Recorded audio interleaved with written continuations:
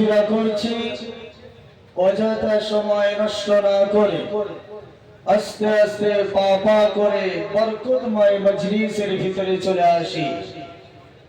কারণ আজকে আমরা এই জায়গায় দুনিয়াবি কোনো কারণে আসি নাই, কোনো ব্যক্তির আকর্ষণেও আসি নাই, আর কোনো বক্তার আকর্ষণেও আসি নাই।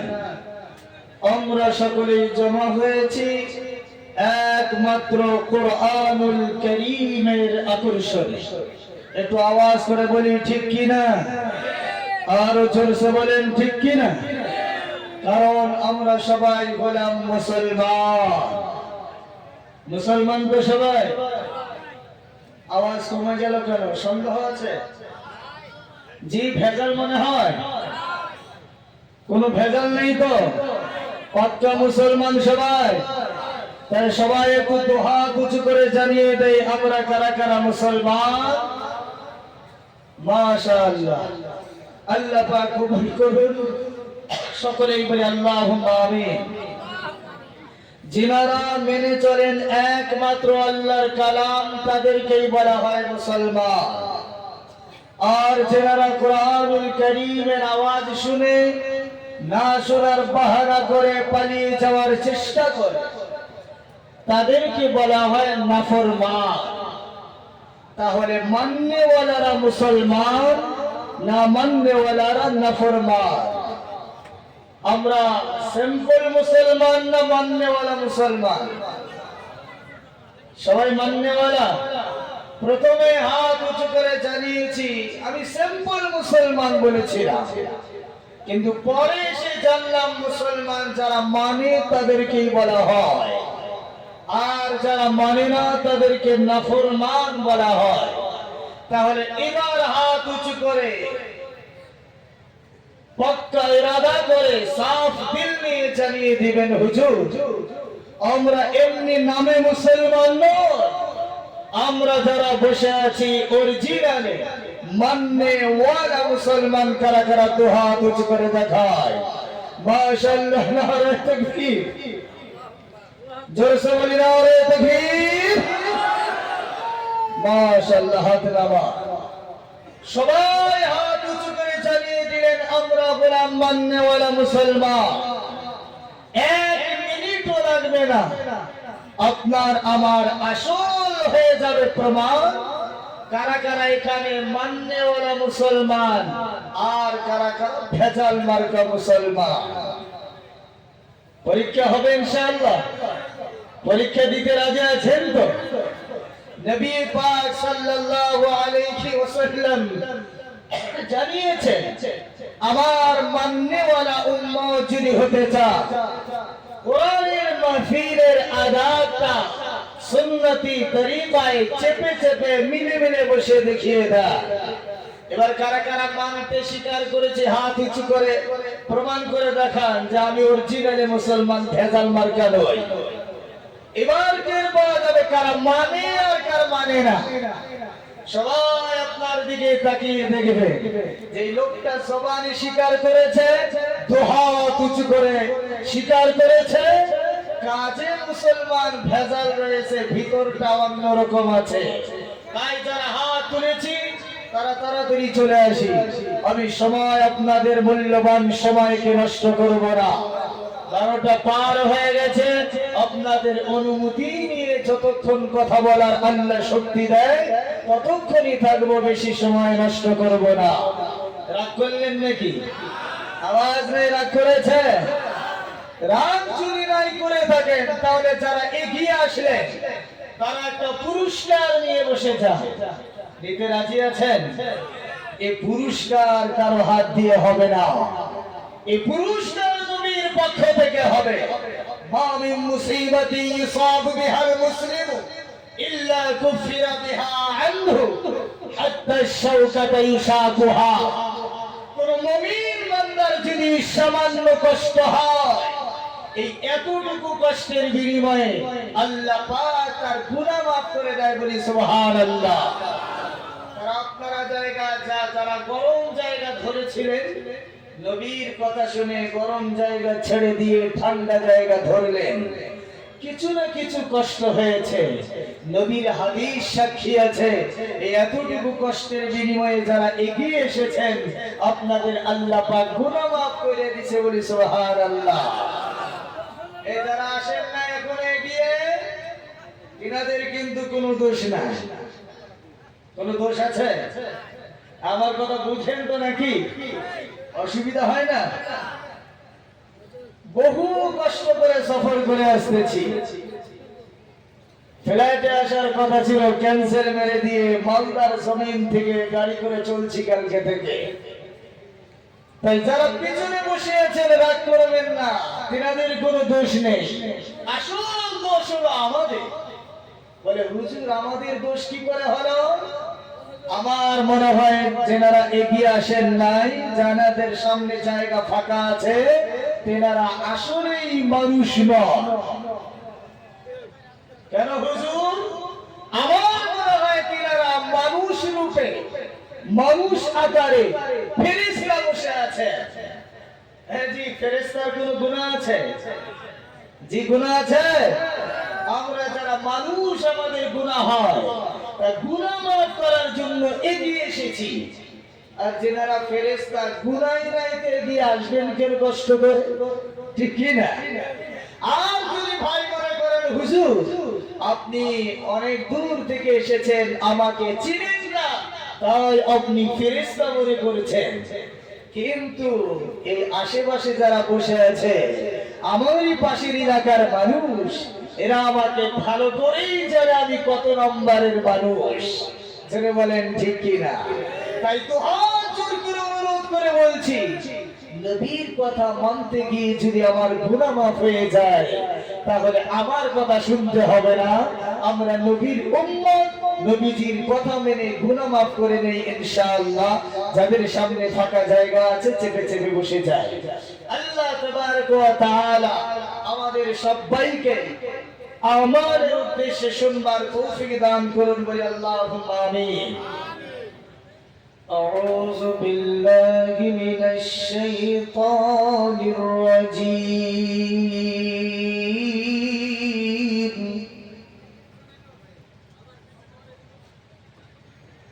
بسم الله الرحمن الرحيم.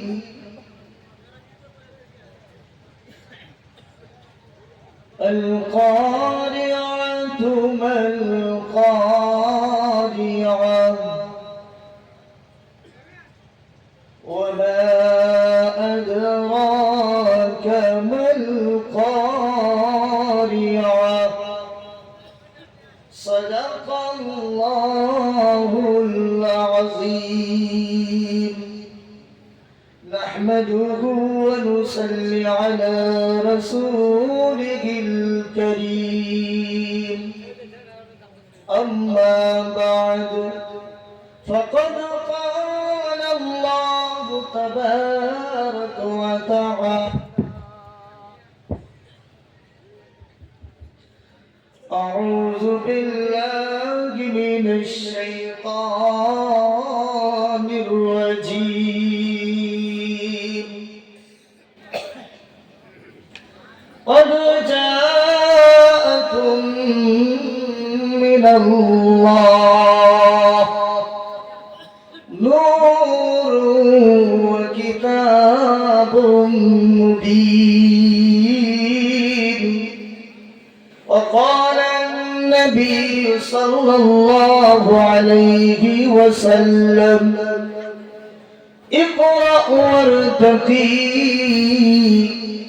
ورتل كما كنت ترتل في الدنيا،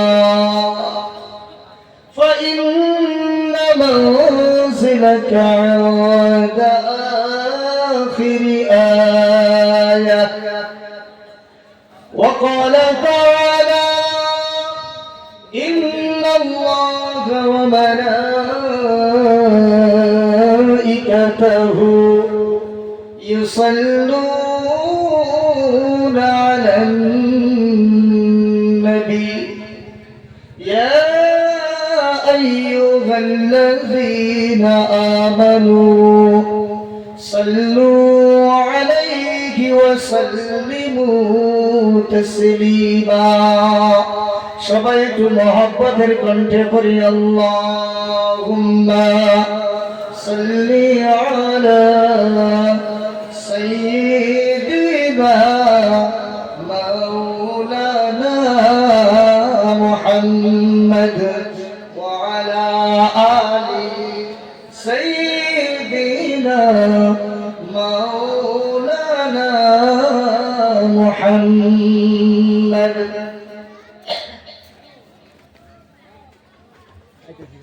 इरशाद किबरिया इलाल मुस्तफा व तुइज़्ज़ु मन तशा व तुज़िल्लु मन तशा इरशाद किबरिया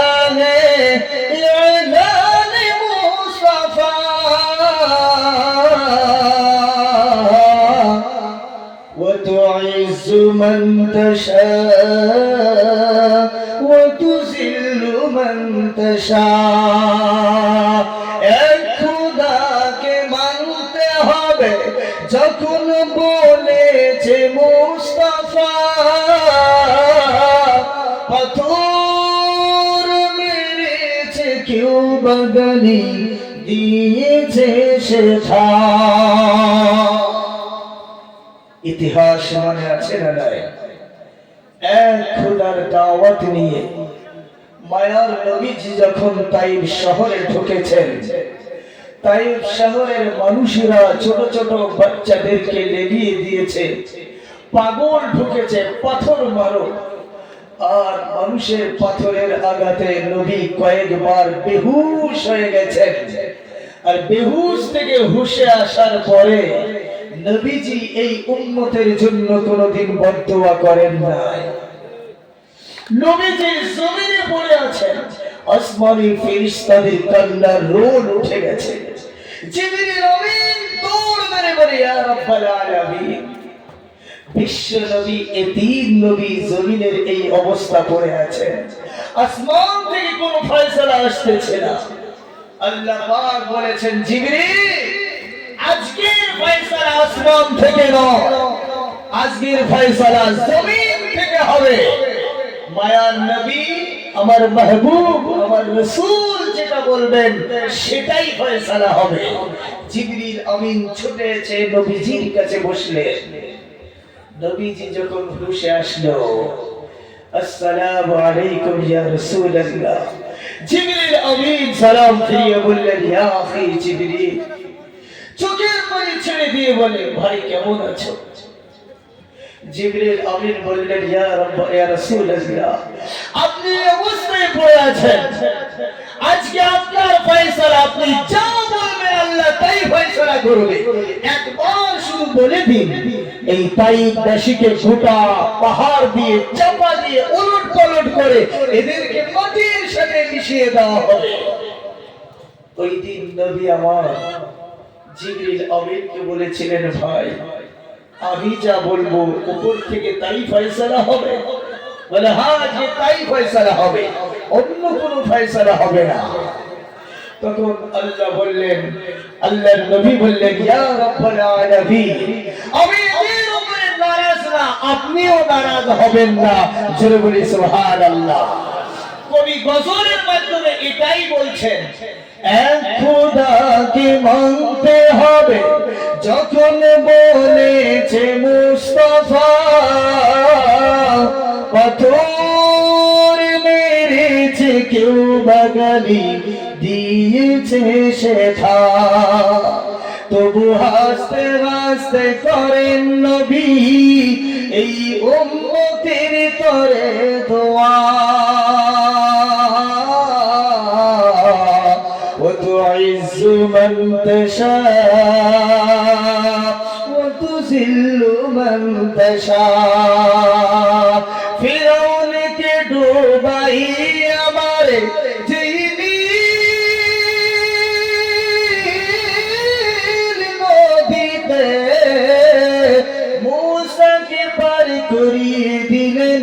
আপন কুদরতে মুসা নবী সাইয়্যিদিনা মুসা আলাইহিস সালাতু ওয়াস সালাম হকের জবাব দেওয়ার কারণে ফিরাউন গোটা লশকর নিয়ে ধাওয়া করেছে। সাইয়্যিদিনা মুসা আলাইহিস সালাতু ওয়াস সালাম চলতে চলতে সামনে নদী পড়ে গেল, আর রাস্তা নেই, রাস্তা বন্ধ। কিন্তু এক আল্লাহর উপরে টিকে থাকার কারণে, ইয়াকিন বিশ্বাস রাখার কারণে পানির মধ্যে দিয়ে রাস্তা বাহির করেছেন। তিনি হলেন কে? আওয়াজ নেই, তিনি হলেন কে? এই গজল থেকে মুসলমানের ইতিহাস শিক্ষার দরকার।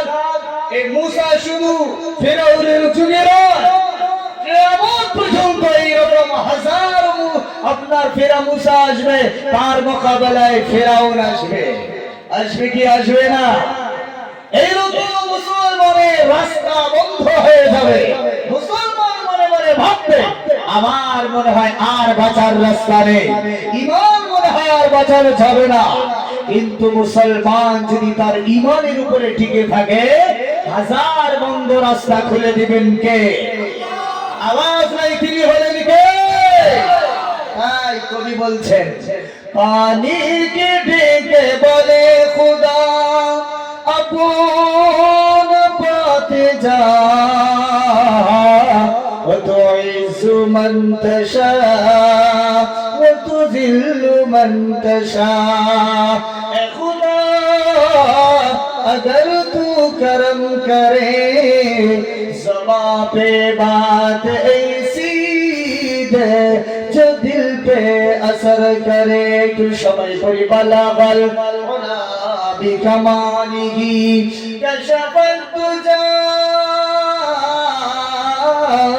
बिजमालिही हसनत जमीउ खिसालिही सल्लु अलैहि व आलिही।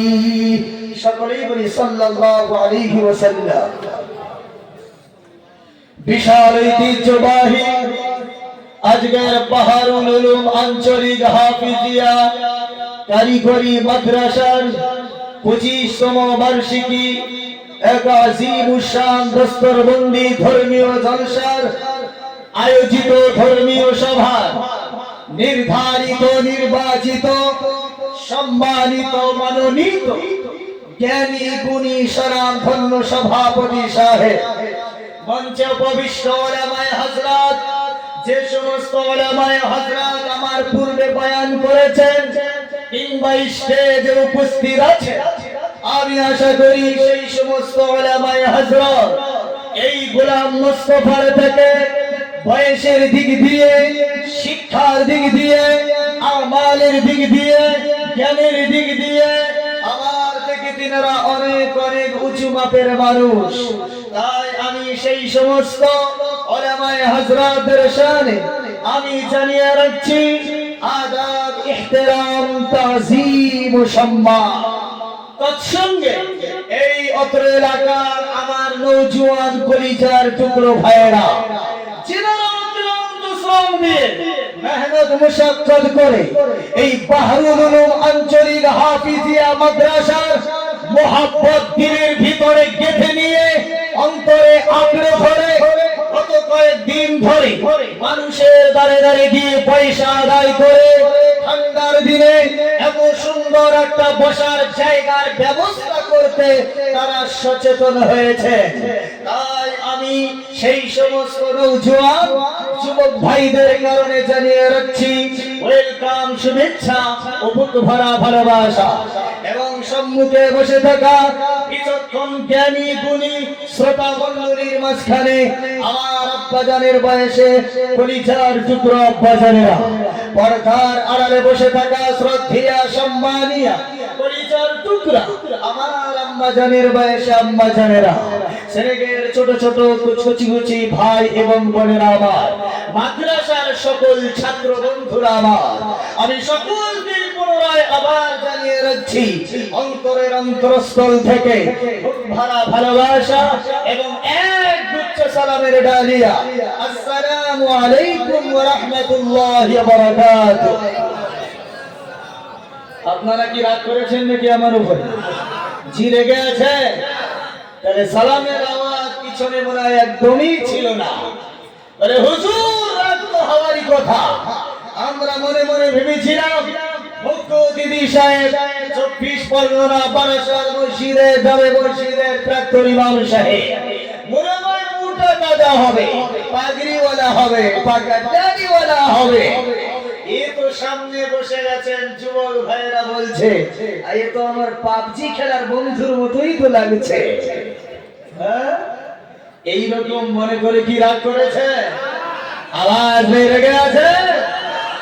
তাহলে একটা সালাম এই ফেতনার যুগে আদান প্রদান হলে একটা সুন্দর জিন্দা হয়।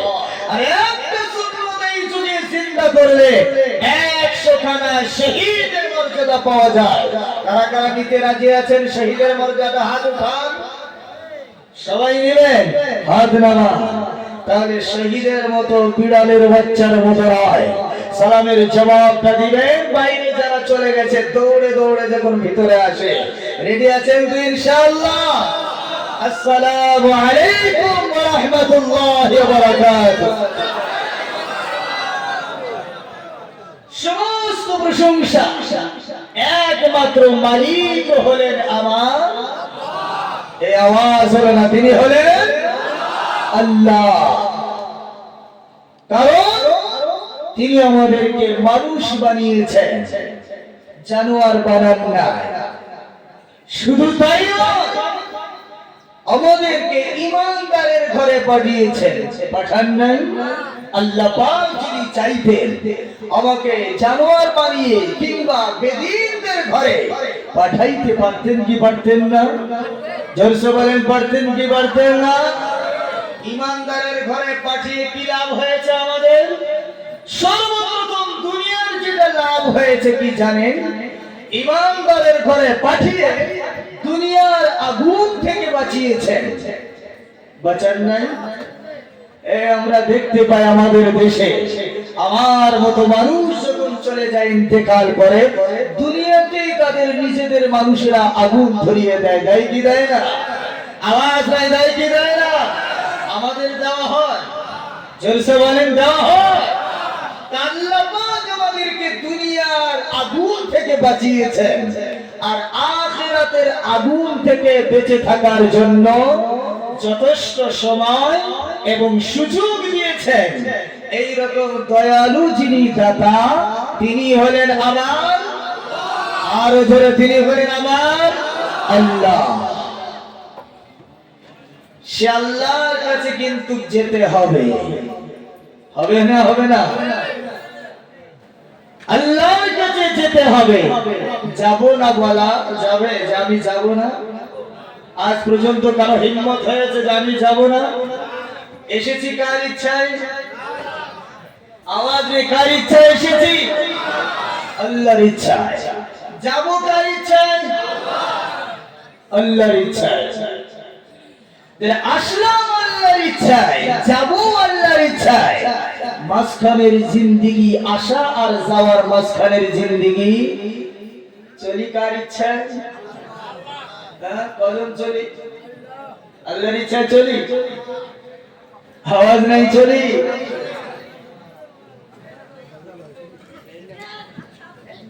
তাহলে আল্লাহর ইচ্ছায় যদি আসলাম, আল্লাহর ইচ্ছায় যাব, তাহলে মাঝখানের জিন্দেগি তার ইচ্ছায় চললেই তো মুক্তি পাবো। যারা বলেন ঠিক কি না? আমি আসলাম তার ইচ্ছায়, আমি আবার ইচ্ছায় যদি দুনিয়ায় আসতাম, আমি গরিবের ঘরে জীবন গেলে আসতাম না। এই এলাকার প্রধান সাহেবের ঘরে আমি জন্ম নিতাম, এমএলএর ঘরে আমি জন্ম নিতাম, আসামের সিএমের ঘরে আমি আসতাম, পশ্চিম বাংলার সিএমের ঘরে জন্ম নিতাম। ইচ্ছা মতো আসলে তো বড় লোকের ঘরে জন্ম নিতাম। যারা বলেন ঠিক কি না?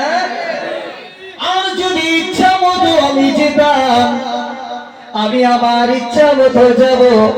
এখন 25 বছর বয়স, এখন মরবো না। 25 বছর বয়স মাত্র, এখন তো চলে যাওয়া যাবে না। বিয়ে করব, নারী করব, গাড়ি করব, বাড়ি করব, এনজয় করব। 65-60 বছর বয়স হবে, চুল দাড়ি পেকে যাবে, ছেলেও সহ্য করবে না, বাড়ির বউমাও সহ্য করবে না, নিজের বুড়িও আর কথা শুনবে না। তখন বলবো আর শরীর অকেজ চলে না, কবরে যেতে হবে।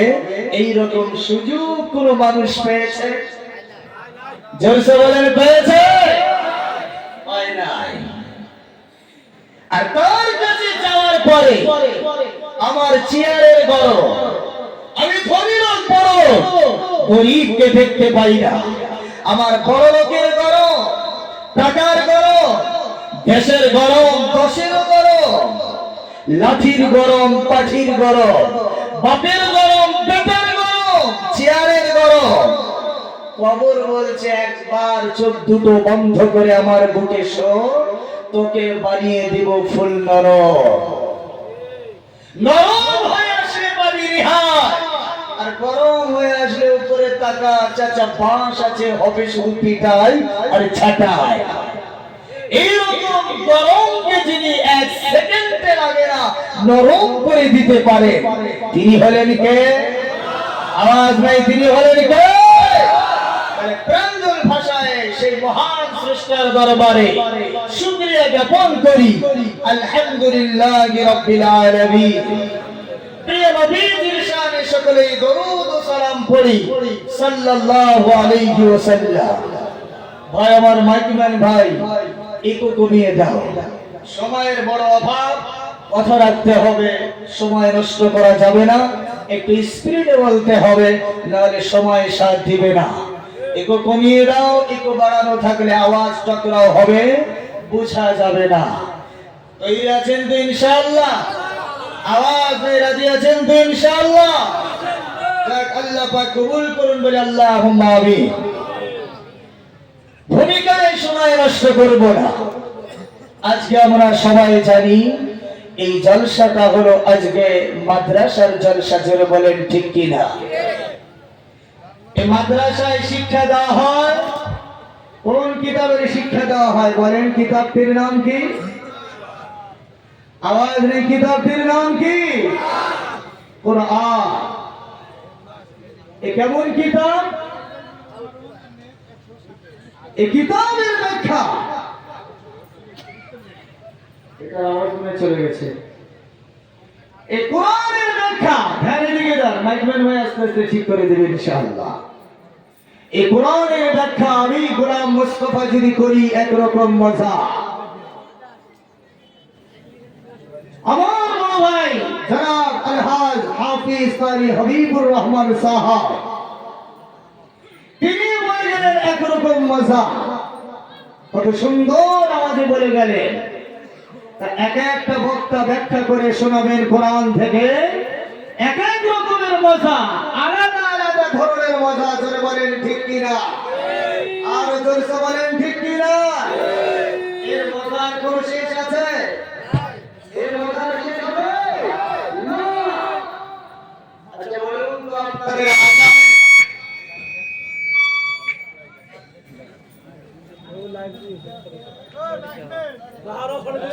হবে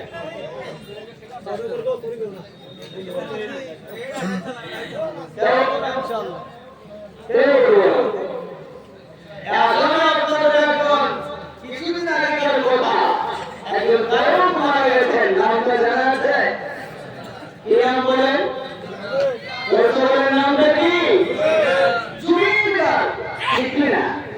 আচ্ছা বলুন তো কত হাজার গান গেয়েছেন? মাশাআল্লাহ, স্টেজ থেকে শুনতে পারলাম 40,000-এর ঊর্ধ্বে। তা সাপোজ 40,000 মানে বয়স কত ছিল তিনার? 52 বছর বয়স। তা 52 বছর বয়সে 40,000 গান গেয়েছেন। আমি যুবক ভাইদেরকে বলতে চাই, এই 40,000 গানের ভিতরে সব থেকে সুপার হিট গান যেটা আছে, ওই গানটা আপনি কানে লাগাবেন হেডফোন লাগিয়ে, একবার শুনবেন মজা লাগবে, দুইবার শুনবেন মজা লাগবে, তিনবার আরো মজা লাগবে, 4 বার 5 বার 6 বার 7 বার 8 বার 9 বার 10 বার শোনার পরে অটোমেটিক আপনি বলবেন ভাই গানটা পাল্টাও। একই গান আর ভালো লাগে? জলসা বলেন লাগে না।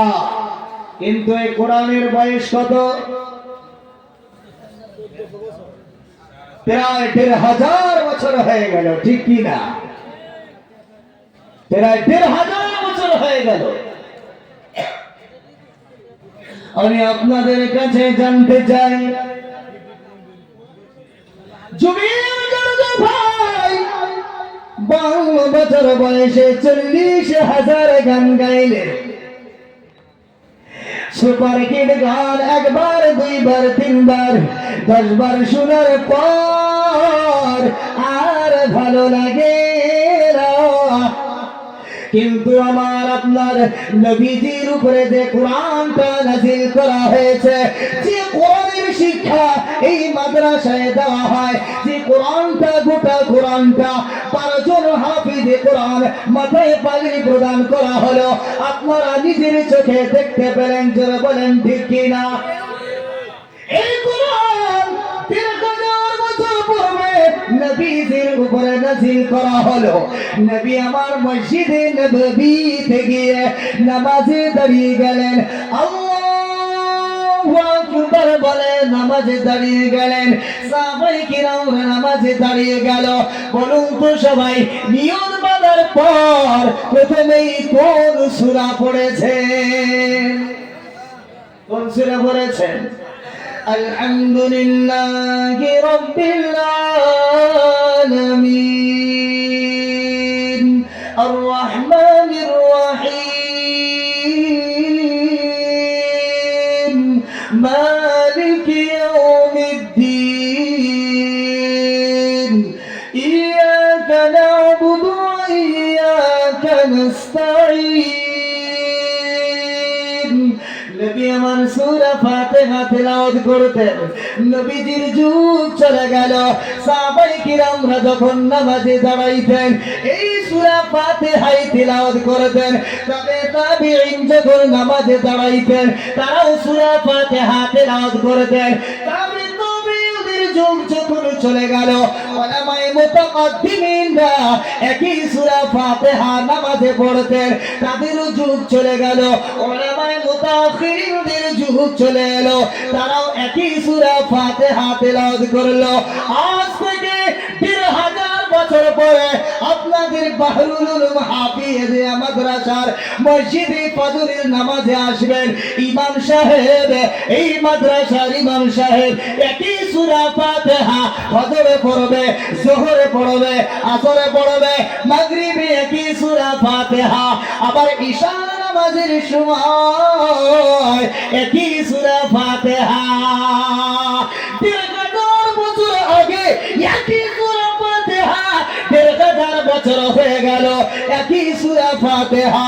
আজ পর্যন্ত কোন দলের বাবার হিম্মত হয় নাই এই কথা বলতে যে 1500 বছরের পুরাতন সূরা ফাতিহা আর চলবে না, নতুন করে সূরা আপডেট করে আনো।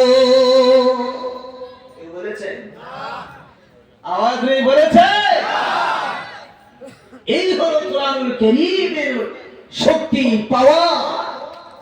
এই কোরআনের দাম কত? যখন আপনি কিনতে যাবেন বাজারে, পৃষ্ঠা অনুযায়ী, কাগজ অনুযায়ী 250 টাকা দাম, 300 টাকা, 1000 টাকা, ঠিক কি না? কিন্তু আমার আব্বা জানেরা, গোটা পৃথিবীর লাইব্রেরি গুলো খুঁজে দেখবেন, এমন এমন লাইব্রেরি আছে গো যে এক একটা কিতাব 50,000 টাকা দাম, 1 লক্ষ টাকা দাম আছে। আছে না নাই বলেন? আওয়াজ নাই, আছে না নাই বলেন? 1 লক্ষ টাকা দামি কিতাব সামনে রেখে ওযু করে বুকে জড়িয়ে ধরে যদি থাকেন, নবীজি জানিয়ে দিয়েছেন একটা নেকিও হবে না। কিন্তু আপনি ওযু করে এই 250 টাকা দামি কিতাব, 1000 টাকা দামি কিতাব আপনি ওযু করে সামনে যদি রেখে ডাল যতক্ষণ পর্যন্ত তাকিয়ে থাকবেন নবী জানিয়ে দিলেন ততক্ষণ পর্যন্ত আপনার আমল নামায় নেকি দেওয়া হবে। বলবো না সুবহানাল্লাহ। এই হলে পাওয়ার পড়তে পারেন না কোনো অসুবিধা নেই, মহব্বত করে এই কোরআনের দিকে যতক্ষণ দেখবেন আপনার আমল নামায় নেকি লেখা হবে বলে সুবহানাল্লাহ। শুধু তাই নয় আমার আব্বা জানেরা, এলাকার মানুষেরা মাদ্রাসাটাকে বড় ভালোবাসে, বাসে কি বাসে না? জীবনের থেকে তারা মাদ্রাসাকে ভালোবাসে। তাতে কি লাভ হয় জানেন? আমি একটুখানি জানিয়ে দিতে চাই, এই মাদ্রাসার ইতিম বাচ্চাদের অবহেলা করবেন না। এদের উস্কো খুস্কো চেহারা দেখে মনটা খারাপ করবেন না। অনেক মানুষ আছে মাদ্রাসার বাচ্চাকে দেখতে পারে না, ওলামায়ে কিরামদের দেখতে পায় না, তাদের চেহারা দেখে ঘুরে ঘুরে অন্যদিকে চলে যায়। আছে না নাই বলেন? আওয়াজ নাই, আছে না নাই বলেন? আমি তাদেরকে প্রশ্ন করতে চাই, ও ভাই বলো পৃথিবীর মধ্যে সব থেকে দামি মানুষ তোমার কাছে কারা? উত্তরে জানিয়ে দিবে আমার বাবা এবং আমার মা। এই দুজনের থেকে কোনো দামি মানুষ কেউ আছে? জোরসে বলেন আছে?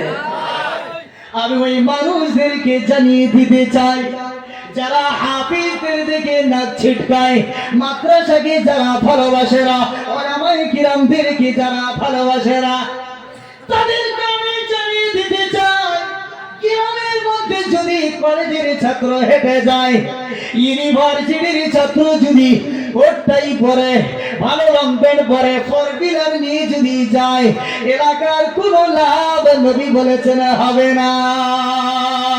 কিন্তু মনে রাখবা যে সামান্যতম পয়সা দিয়ে এলাকায় যে মাদ্রাসা কায়েম করেছো, এই মাদ্রাসায় ফজর থেকে নিয়ে রাত 10টা 11টা পর্যন্ত আল্লাহর কালামের শিক্ষা দেওয়া হয়।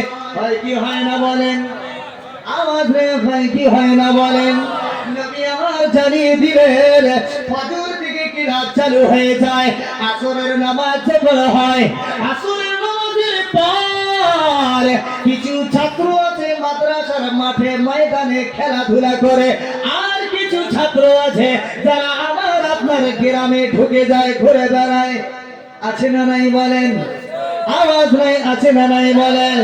নবী জানিয়ে দিলেন মাদ্রাসার বাচ্চারা আসরের নামাজের পর তারা যদি ঘুরতে ঘুরতে অজান্তে যদি আমার বাড়ির সামনে দিয়ে যে জায়গায় আমার বাবা যার কবরে শুয়ে আছে, আমার আম্মা আমার কবরে শুয়ে আছে, আমি সন্তান হয়ে জীবনে বাবার কবরের আযাবকে আমি ক্ষমা করাইতে পারি নাই, আমি বাবার কবরের আগুনকে নিভাইতে পারি নাই, কিন্তু হঠাৎ করে দেখা যায় যে পয়সা দিয়ে মাদ্রাসা কায়েম করেছি, এই মাদ্রাসার বাচ্চা আসরের নামাজের পর ঘুরতে ঘুরতে আমার মায়ের কবরের পাশ দিয়ে যদি চলে যায়, আমার বাবা জানের কবরের পাশ দিয়ে যদি চলে যায়, ওই কবরে যদি আযাব থাকে, আমার আব্বা মায়ের কবরের আযাব মাপ হয়।